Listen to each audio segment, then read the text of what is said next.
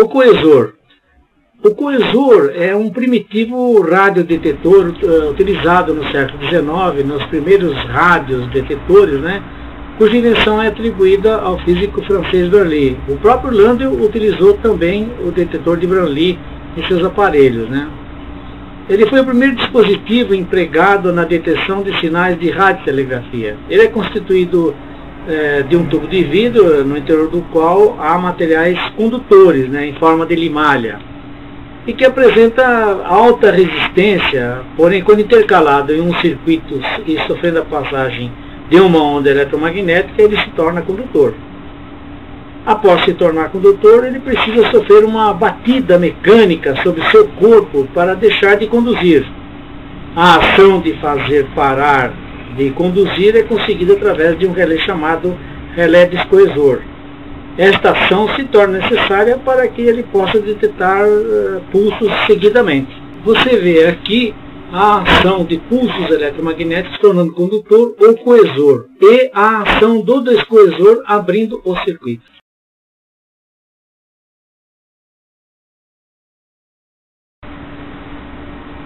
O que você está vendo aqui é um esquema do transmissor e receptor de telegrafia de Landau de Moura, patenteado em 1904 nos Estados Unidos.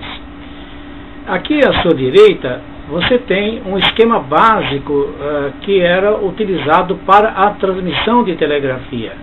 Era composto de uma chave, não é? Uma chave que abria e fechava o circuito. Aqui temos uma chave Morse intercalada em série com a bobina do primário, da bobina de Runcorff, que está a bateria, não é? Aqui está o secundário da bobina, não aparece aqui, mas obviamente aqui está o primário, aqui está o secundário. No secundário, então, tinha essas esferas centelhadoras. Então, o sinal gerado através dos pulsos, utilizando a chave Morse, eles podiam ser irradiados através das esferas centelhadoras da bobina de Runcorff ou através do sistema através da antena, né? E observa-se também que a antena era comum tanto a parte de transmissão do sinal quanto a parte de recepção de sinal. Você pode observar aqui nesse circuito grafado em vermelho aqui, não é? Um elemento chamado coesor, já visto anteriormente, um outro relé, que é o relé descoesor.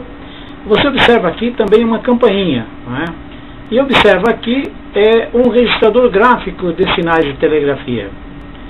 De modo que, do jeito que está colocado aqui, essas chaves nessa posição, ele estava pronto para receber um sinal de alerta, para avisar a quem estivesse recebendo o sinal, para iniciar uma conversa telegráfica. Então imagine o sinal chegando por aqui, não é? Ele imediatamente a passagem do pulso da onda eletromagnética faz isso aqui virar um curto-circuito. Aqui tem uma bateria, o elemento positivo da bateria alimenta aqui esta campainha.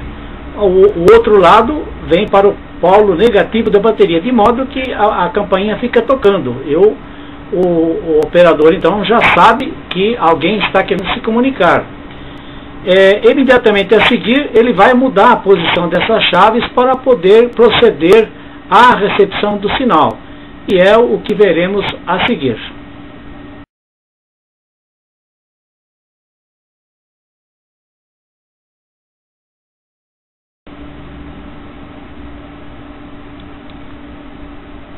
Observe como funciona o descoesor.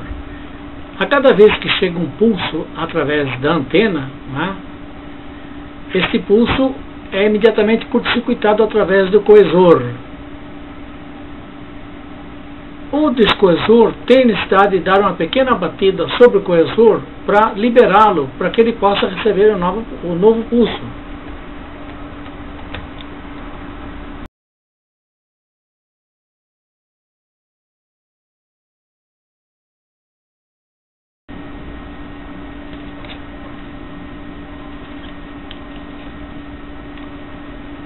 Você observa aqui o circuito reforçador acústico de sinais telegráficos empregado por Landau no seu aparelho transmissor e receptor de sinais telegráficos. Aqui nós vemos uma engenhoso invento de Landau, que não obstante à época, obviamente, não existia válvula ainda ali, não é?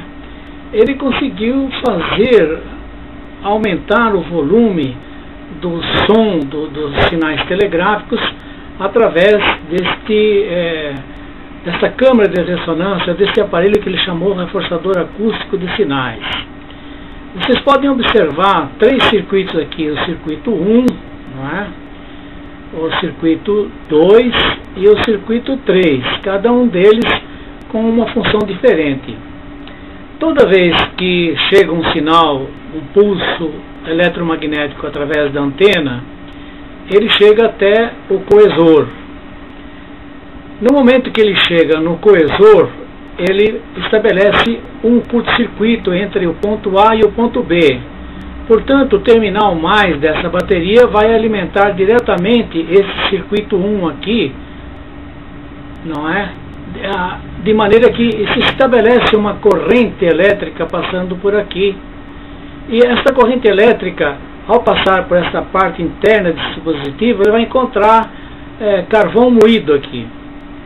Então, esta corrente, ao passar aqui por esse enrolamento desse transformador, ele vai induzir uma tensão e uma corrente nesse outro circuito 2 aqui, de maneira que vai criar um campo magnético nesta bobina, e esse campo magnético vai atrair esta lâmina que vai começar a vibrar, e ao vibrar ela vai emitir um som e vai empurrar, né, vai aumentar a pressão do ar aqui nessa câmara de ressonância.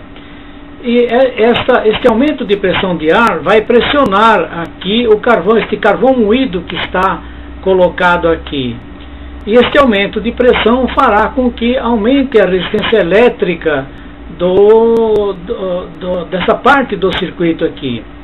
E aumentar a resistência elétrica diminui a corrente, de maneira que essas correntes variáveis que são estabelecidas aqui, elas vão aumentar e diminuir conforme a intensidade sonora desenvolvida aqui.